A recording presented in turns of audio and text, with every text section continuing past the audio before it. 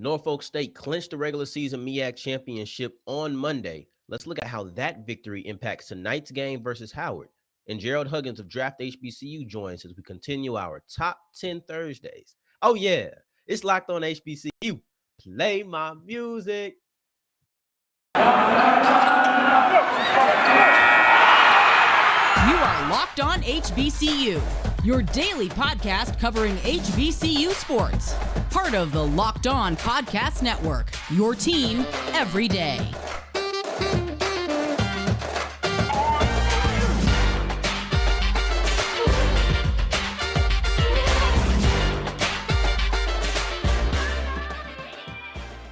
What's going on, family? Welcome back to another episode of the Locked On HBCU podcast, your number one daily one-stop shop for everything HBCU athletics, Monday through Friday, part of the Locked On Podcast Network, your team every day. And I, of course, am Darian Gray, a.k.a. the Mouth of the South, Texas Southern alum and former TSU Herald sports editor. Thank you for going on this journey with me today, making Locked On HBCU your first listen of the day every day. And Norfolk State wrapped up the regular season crown as far as MEAC men's basketball goes. But their victory on Monday versus North Carolina Central actually has big ramifications for this game tonight versus Howard.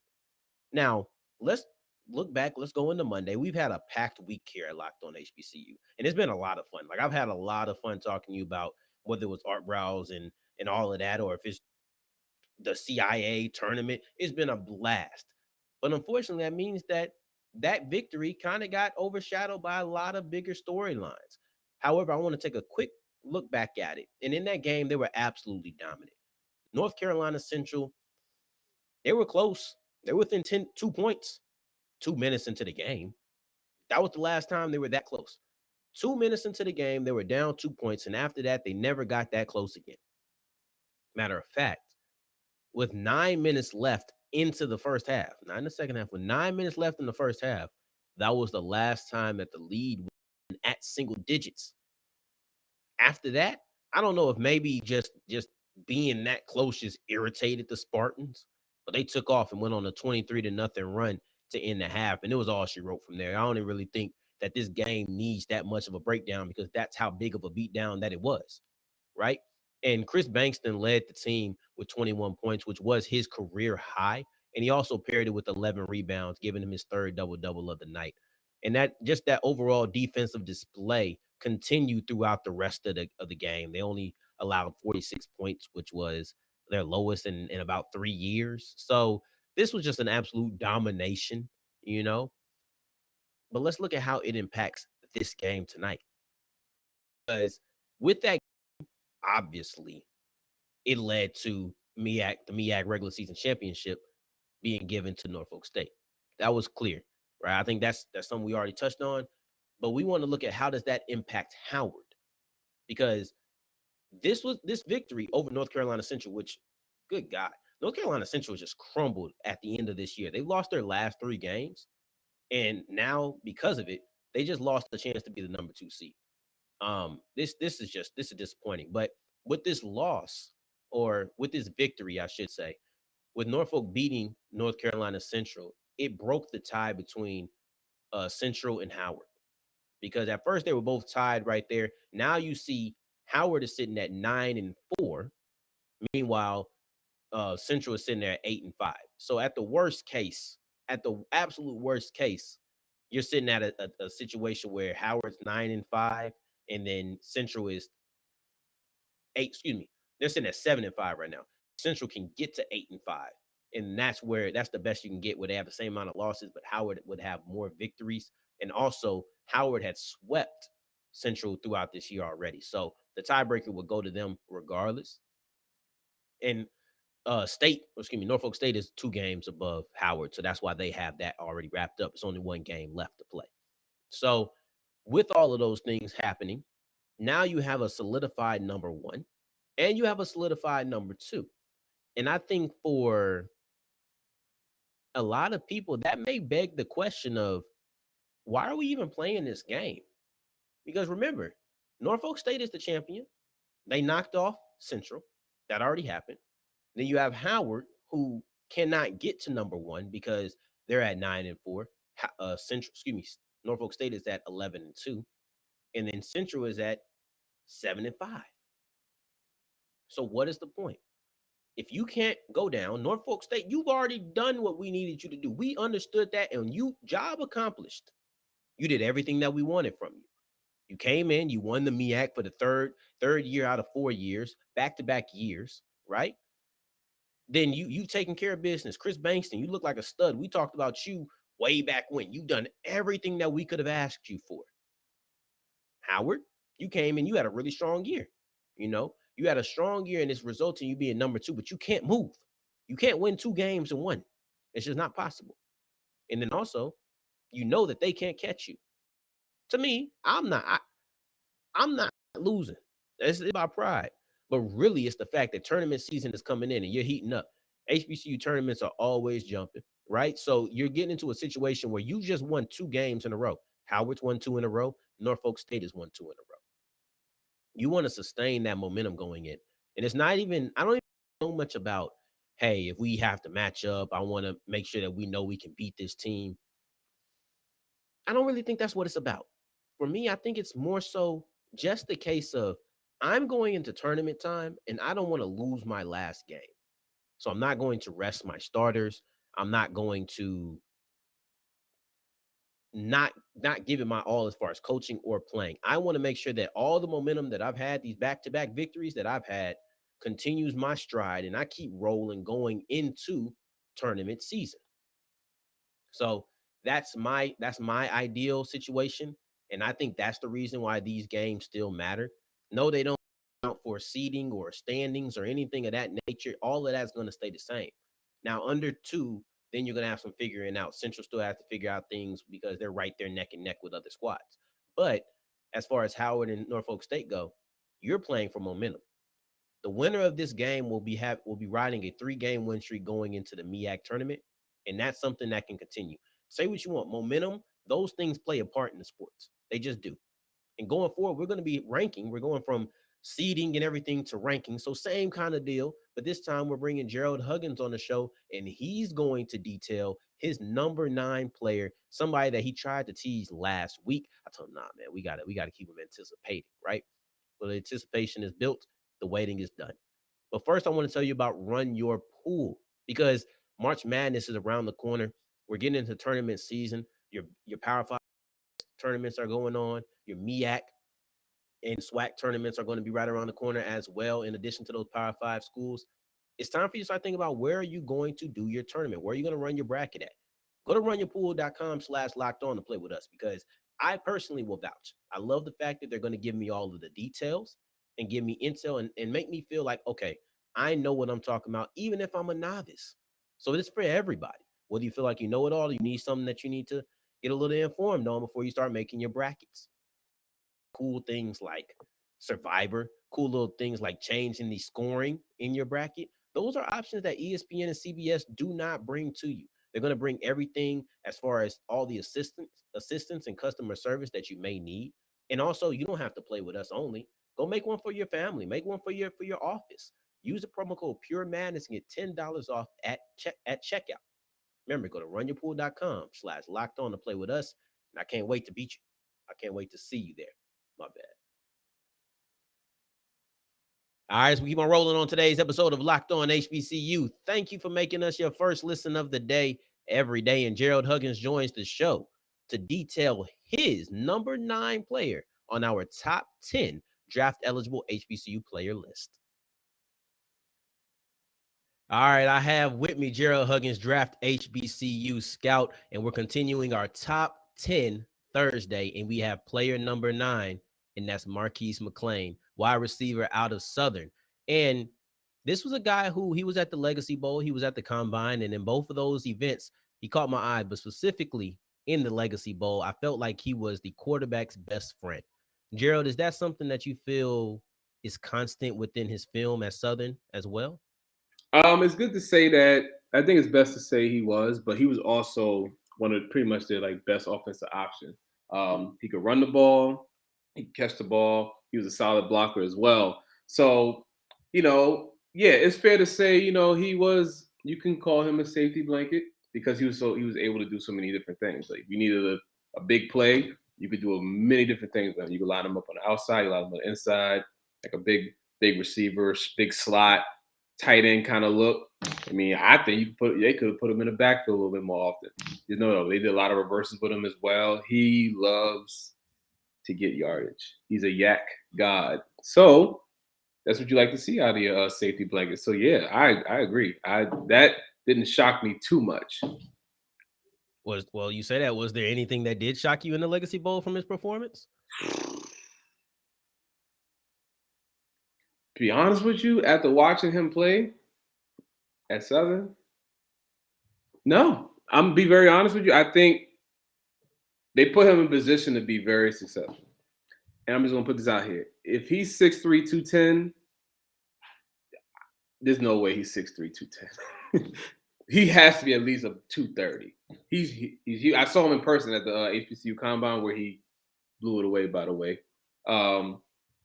He's big. Like, he's a big guy. I mean, he might be 210 when he first got to Southern last year, but 2 years ago, whatever you want to call it. But he's a big guy, and he was able to utilize that against, you would say, the smaller linebackers that they had on the team, Gaither's side. He was able to, and you had to really run very vanilla defenses in these all-star games too. So that probably helped too. But guess what? He did it. He did it well. He didn't drop. I don't think he dropped. I think did he drop a pass? He might not have even dropped a pass. I think he had I think he had 7 targets. He had 7 catches. He caught it, tucked it, and yards at the catch. He was big with the yards at the catch, and I just think that translates well. Definitely in the league, the league now, you see these tight ends now. Like, they catch the ball, give them a little hitch route, stick route, slants, or just want them to find a little spot in the zone. They find a spot in the zone, they turn their head, and they go. And then you have guys like Kittle and Mark Andrews that will run you over, and then you got guys like Kelsey and Waller that'll run by you. And I think McClain is a little bit in the middle of that. He's kind of in the middle of that. Okay, we are definitely going to get into how he projects in the NFL going forward. But I did want to ask about one specific play and just seeing what plays translate from the Legacy Bowl and then go into going from the Legacy Bowl into his actual film at Southern. Mm-hmm. And when I'm thinking about it, there was a play, his first catch of the game, he caught the ball, he got rocked by a safety. Safety didn't wrap up. And he was able to use his strength to keep his balance. And he ended up getting like 10 more yards after contact. So you talked about the yak, but also just the strength on the field. Is that something that you feel was consistent as well? For sure. If you look at his tape, I forgot what it was either. I think it was Texas Southern. I think he had like. Hey, look now. I'm my alum now. You better watch how you talking now, brother. Listen. We on the same page, but I'm not gonna lie to you. He had a day. I think he had He tore us up. I think he had almost 100 yards receiving, about 50, 60 yards rushing, and he was bouncing off. He was bouncing off guys, like, and even like in multiple games. Like the first guy, it wasn't easy, but he's also kind of shifty too. Like, he's had some long runs, and he can be a deep ball threat as well. But to go back to what you're saying, he's a big dude. If he's 210. I don't believe it, because he's bouncing off linebackers, bouncing off ends when he's catching, bouncing off D linemen when he's getting these reverses and stuff like that. So, the film shows that, yes, you have to hit him, and even that's not enough. 2 people might have to hit him. He's very solid, definitely his lower half, very strong. I think even in the HBCU Combine, I think he put up 18 reps at 225, and I'm pretty sure that's going to go up by his pro day. So he's going to be in like maybe the mid-20s. So that's huge. Yeah, and talking about his combine numbers, there was something that was a little bit interesting. And he ran a 4.61, which isn't great at a wide receiver position, but he jumped to 38-inch vertical. He jumped 10.2. So he's really explosive, but the straight line, like just the straight line speed, isn't quite there. I am a defensive line guy, so I despise the 40-yard dash. All we care about the 10-yard split. That's us. Like, if your 10-yard split is good, you good, because when you're going to be running 40 yards. However, for us, for the other guys who love the 40, the skill position guys, cool.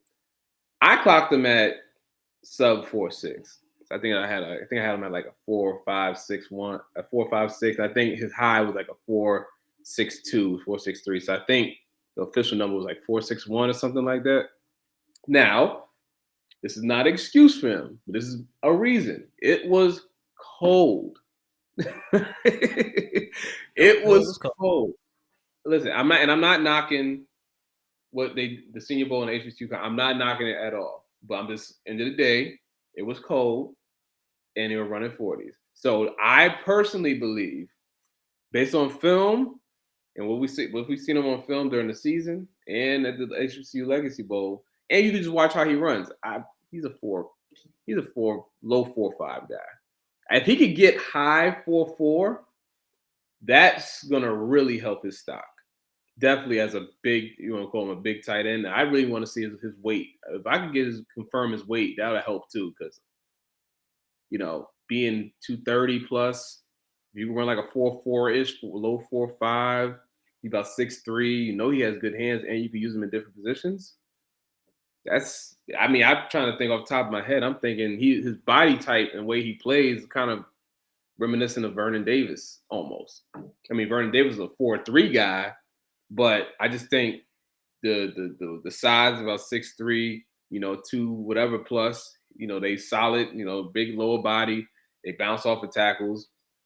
I see that's a good comparison for him. I think they could use him even better than how they use Vernon Davis. They probably use him more like how Kelsey's used, Kittle's used, guy that line them up all over the place, give them reverses, make them do little stick routes. Even they send them deep.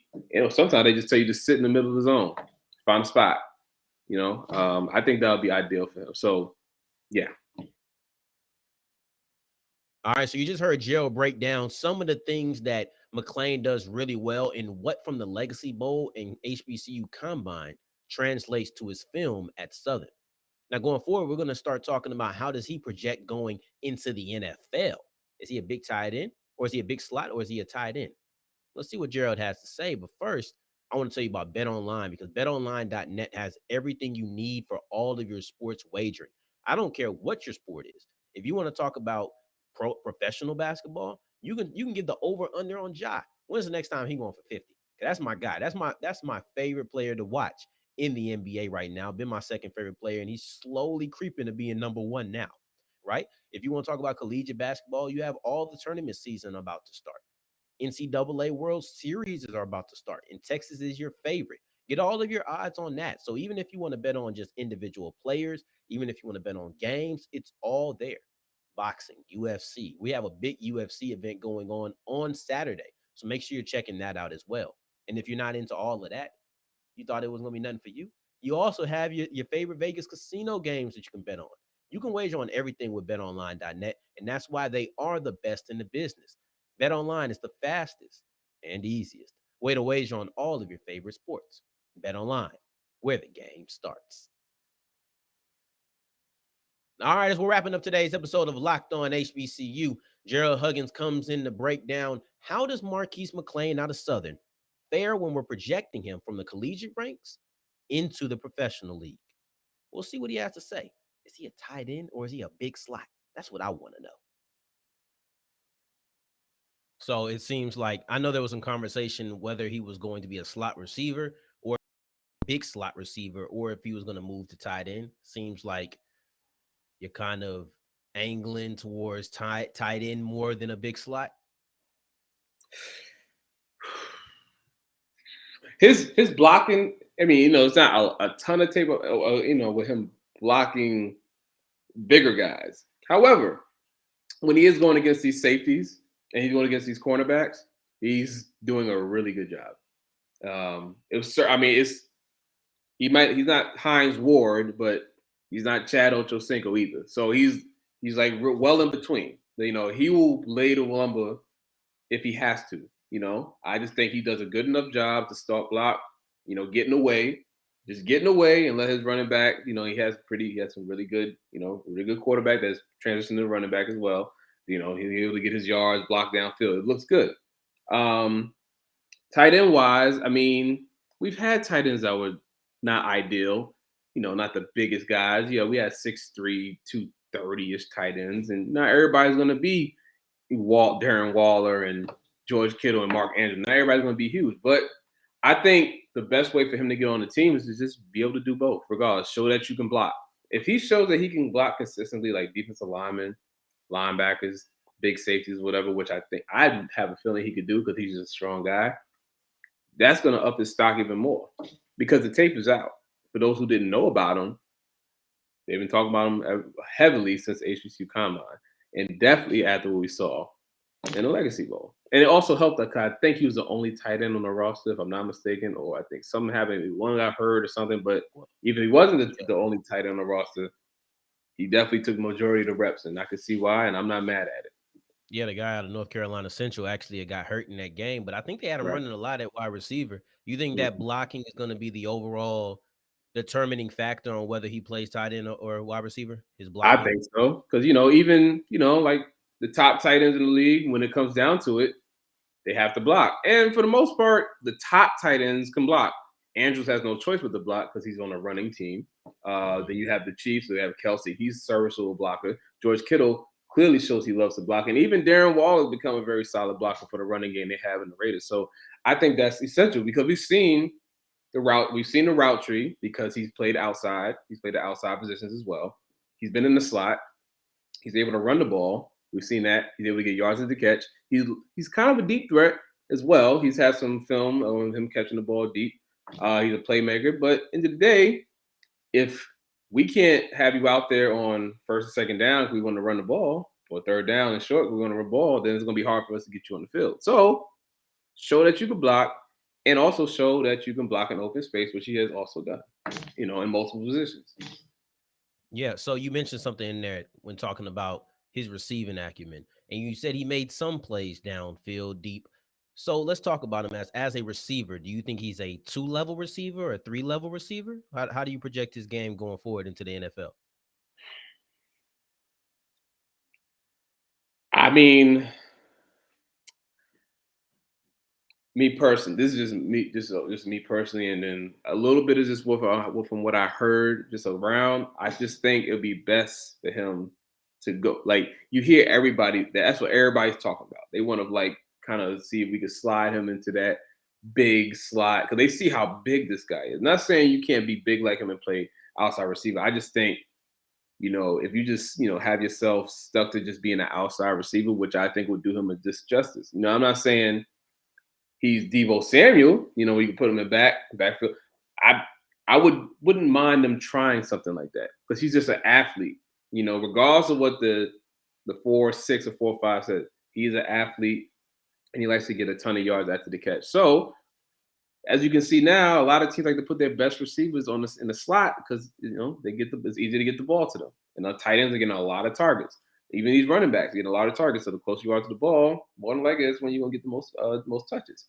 Unless you're Devontae Adams, where Aaron Rodgers just throws the ball up to you every play. So I just think for him, it's best to just be versatile. You have tape on the outside, So and you have tape on the inside. Now people just want to see if you can, block, and they want to see you, build your route tree. Even though I believe he could do all the routes on the route tree, and and just continue to show that you love to get yards. And he, like I said, he's a yak god. So I say he should focus on, possibly doing the tight end, big slot transition, but always be ready to prepare if a team says, hey, we want to keep you on the outside, which he probably wouldn't mind. Yeah, and I think that his skill set is one that's really interesting, but I personally felt like his year at Southern statistically left more to be desired. He only had about 400 yards. Does that lack of production in a single year there concern you any? No, not really, because even though I enjoyed the quarterback play, not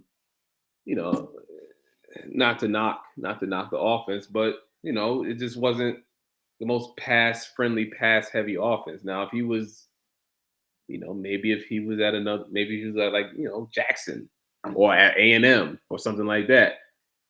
Even FAM, they kind of they got their passing the game in order a little mid-season towards the end of the season. Like, even if you were in a situation like that, or even if he was at Norfolk State with Pooty Carter, Like he may have gotten a little more, a little more production, but at the end of the day,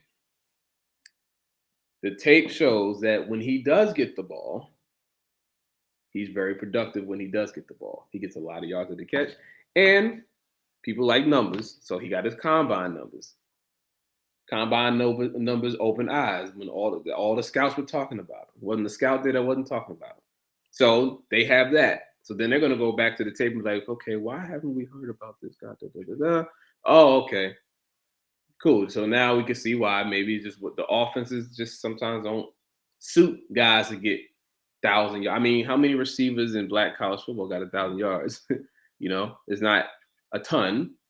Well, I think A&M got 2. Wow. But anyway, yeah. So, I'm pretty sure.